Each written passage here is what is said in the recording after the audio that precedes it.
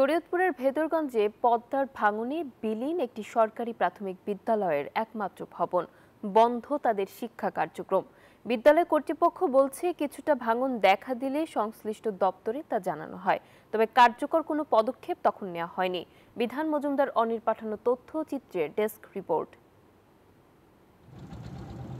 পদ্মার দুর্গম চরাঞ্চল কাঁচিকাটার চর বানিয়ালের শিশু শিক্ষার একমাত্র বাতিঘর মাথাভাঙা মান্নান সরকার সরকারি প্রাথমিক বিদ্যালয়। গেল 14 সেপ্টেম্বর পদ্মার ভাঙনে বিলীন হয় বিদ্যালয়ের একমাত্র পাকা ভবনটি।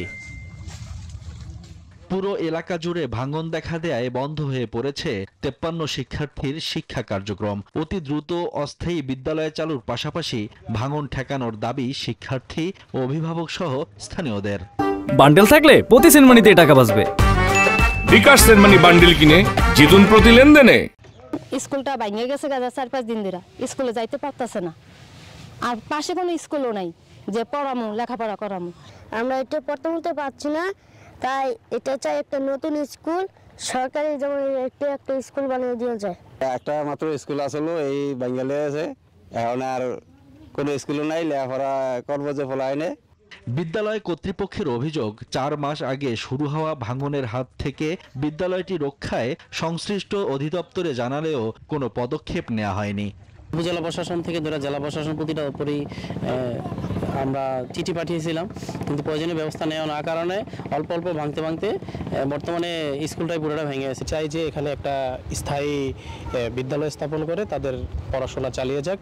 বিদ্যালয়টির শিক্ষা কার্যক্রম দ্রুত চালু করতে পদক্ষেপ নেওয়ার কথা জানায় জেলা প্রাথমিক শিক্ষা অধিদপ্তর।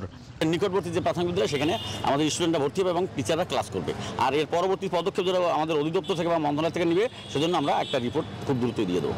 পানি উন্নয়ন বোর্ড বলছে ভাঙন ঠেকাতে বেড়ি বাঁধ নির্মাণের প্রকল্প বাস্তবায়নে সংশ্লিষ্ট দপ্তরে প্রতিবেদন পাঠানো হয়েছে।